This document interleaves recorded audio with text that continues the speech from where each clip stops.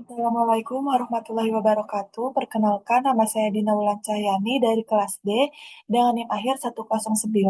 Di sini saya ingin mempresentasikan terkait tugas farmakognosi yang berjudul Kajian mengenai biosintesis glikosida dan lipid dan tanaman yang mengandung glikosida dan lipid serta khasiat dan kegunaannya secara tradisional. Yang pertama yaitu ada pendahuluan.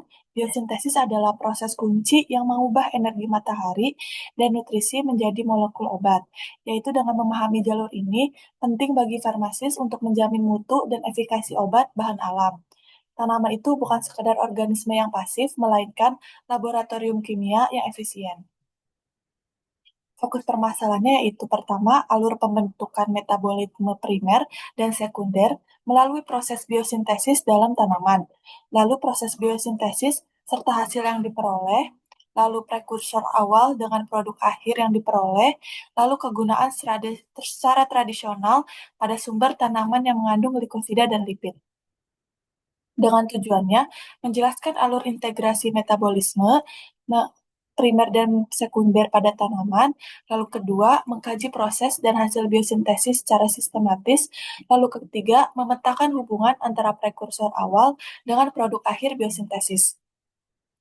Pertama yaitu alur pembentukan metabolisme primer dan sekunder. Yang pertama yaitu metabolisme primer sebagai fondasi kehidupan. Metabolisme primer ini yaitu senyawa yang dihasilkan oleh tanaman untuk mendukung proses pertumbuhan, perkembangan, dan reproduksi. Alurnya yaitu dimulai dari fotosintesis yang mengubah energi cahaya matahari menjadi energi kimia dalam bentuk glukosa atau karbohidrat.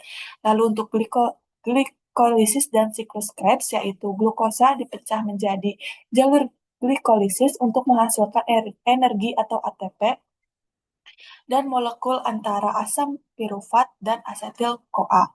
Lalu ada jalur pentosa fosfat atau disingkat jadi PPP, sebagaimana dijelaskan dalam dokumen yang saya lampirkan nanti, yaitu terkait metabolisme primer.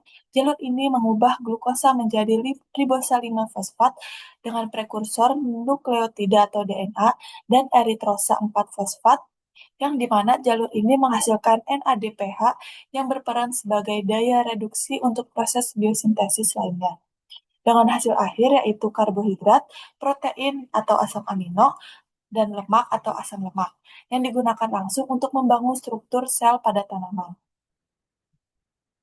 Lalu selanjutnya di sini ada hasil metabolisme primer yang hasil pertama yaitu ada karbohidrat atau glukosa, lalu ada protein atau asam amino, dan juga asam lemak. Salah satu contoh asam lemak yaitu omega 3.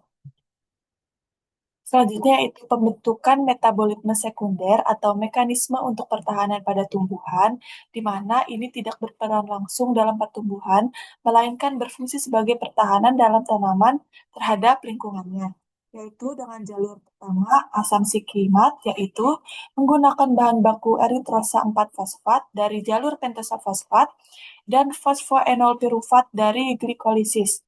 Jalur ini penting karena menghasilkan asam amino aromatik seperti fenilalanin. Lalu ada yang kedua, jalur propanoid atau pembentukan fenol. Dari fenilalanin, kemudian prosesnya menjadi senyawa yang disebut asam sinamat.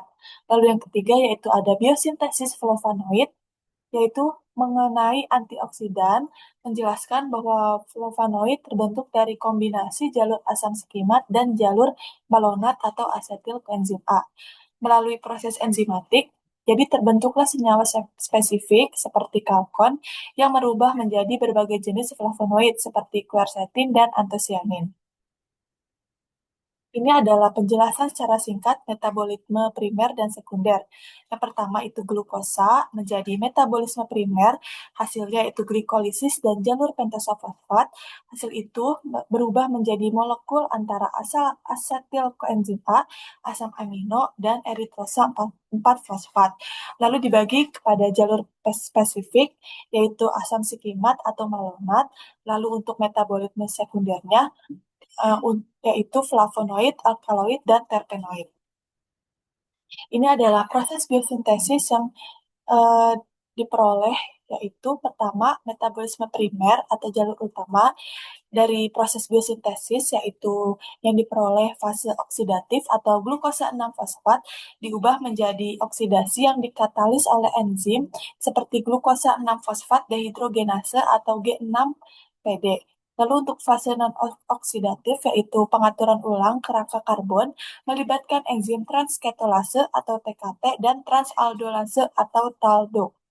Jadi hasil yang diperolehnya yaitu NADPH sebagai agen produksi dalam biosintesis asam lemak dan menjaga keseimbangan redoks antioksidan internal pada sel. Yang kedua yaitu ada ribosalima fosfat atau R5P, prekursor utama untuk membentuk nukleotida, bahan baku utama DNA dan RNA. Lalu yang ketiga ada eritrosa 4 fosfat yaitu molekul yang akan mengubah bahan baku masuk ke jalur sekunder. Lalu untuk metabolit sekunder yaitu jalur turunan yang dihasilkannya pada proses biosintesis dengan menggunakan jalur asam skimat menggabungkan eritrosa 4 fosfat hasil dari PPP dan fosfoenol pirufat hasil dari glikolisis untuk membentuk asam amino aromatik seperti fenilalanin. Lalu janul fenilpropanoid yaitu fenilalanin diubah menjadi senyawa fenolik sederhana.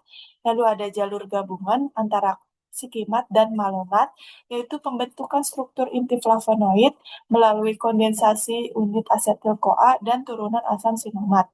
Yang diperoleh yaitu senyawa flavonoid seperti quercetin, painferol dan antosianin dengan fungsi biologisnya pada tanaman yaitu pigmen dan pertahanan dalam tubuh manusia, yaitu senyawa ini sebagai antioksidan eksogen yang menangkap radikal bebas dan menghambat oksidasi LDL pada penyakit hiperkolesterolemia. Prekursor awal yang uh, prekursor awal produk akhir yang diperoleh dalam proses ini yaitu pada jalur pentosa fosfat atau metabolisme primer. Ini fondasi untuk bahan baku ke jalur-jalur lainnya yaitu prekursor awal G6P yaitu berasal dari pemecahan glukosa atau glikolisis dengan produk akhirnya R5P atau ribosalima fosfat menjadi bahan baku sintesis nukleotida DNA atau RNA. Pada NADPH itu untuk biosintesis asam lemak dan pertahanan antioksidan. Pada eritrosa 4 fosfat atau E4P itu akan menjadi prekursor untuk jalur metabolisme sekunder.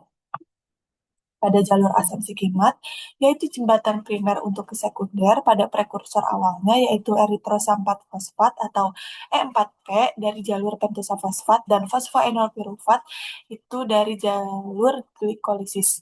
Dengan produk akhirnya yaitu fenilalanin, asam amino aromatik, yaitu merupakan titik awal dari senyawa fenolik dan flavonoid. Lalu pada jalur biosintesis flavonoid atau dari metabolisme sekunder, prekursor awalnya yaitu fenilalanin dari jalur sikimat, malonyl koenzim A dari metabolisme asam lemak atau asetil-CoA dengan produk akhirnya yaitu kalkon, prekursor langsung dari flavonoid, lalu flavonoid spesifik seperti quercetin, kaempferol, katekin, dan antosianin, yaitu senyawa aktif yang berfungsi sebagai antioksidan pada penderita kolesterol yang tinggi.